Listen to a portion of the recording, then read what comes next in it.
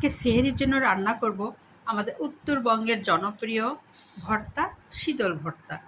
এই দেখুন, এই শীতলটা আমি কি করেছি, পুড়িয়ে এখন পোড়া মাটি পানি দিয়ে ভিজায় রাখছি। এটাকে সুন্দর করে একটু ধুয়ে আমি এই ভর্তার মধ্যে দিয়ে দিব। আর শীতল ভর্তাটা করব আমি লাউ শাক দিয়ে। এই লাউ শাকের মধ্যে আমি দিয়েছি আদা, রসুন, কাঁচামরিচ, এইটুকুই চলবে, আর তেমন কিছু দিতে হবে না। তার সঙ্গে আমার যোগ হবে এই শীতল দিয়ে আমি পানিতে বসিয়ে দিব।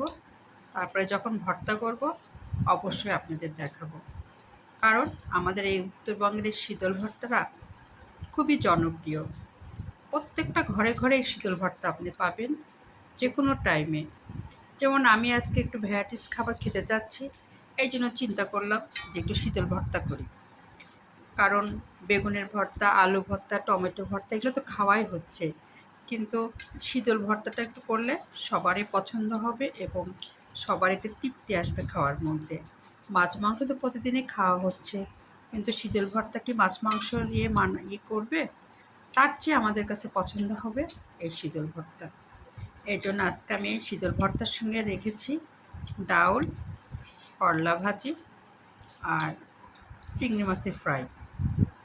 এটা চিংড়ি মাছটা কেউ হয়তো নাও নিতে পারে, যেমন আমি নিব না, আমি শীতল ভর্তা দিয়েই গরম ভাত দিয়ে খাবো ওই রাতে।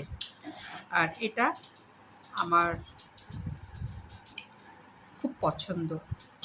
আমার শুধু না, এই ভর্তাটা আমার ছেলে বাদে আমি, আমার সাহেব, আমার মেয়ে, আমরা তিনজনেই পছন্দ করি। আমার মেয়েরই আবদার যে আজকে একটু শীতল ভর্তা করো। আর শীতল তো আমরা যেহেতু উত্তরবঙ্গের, শীতল তো আমার ঘরে থাকবেই, এজন্য আমি আয়োজনটা করে ফেললাম। এখন শুধু প্রসেসিংয়ের অভাব। এখন আমি শীতলটা ভেঙে দিয়েছি। দেখুন, হাত দিয়ে আমার শীতল পানিতে ভিজার কারণে শীতলটা আমার অনেক নরম হয়ে গেছে। এখন ভেঙে আমি এই লাউ শাকের মধ্যে দিয়ে দিলাম। তার সঙ্গে আমার আর কিছু দিতে হবে না, একটু পানি দিতে হবে আর একটু খাবার সোডা, সেই পরিমাণ এইটুকু, আর কিচ্ছু লাগবে না। এখন আমি শুধু এটাকে কি করব, পানি দিয়ে সিদ্ধতে দেব।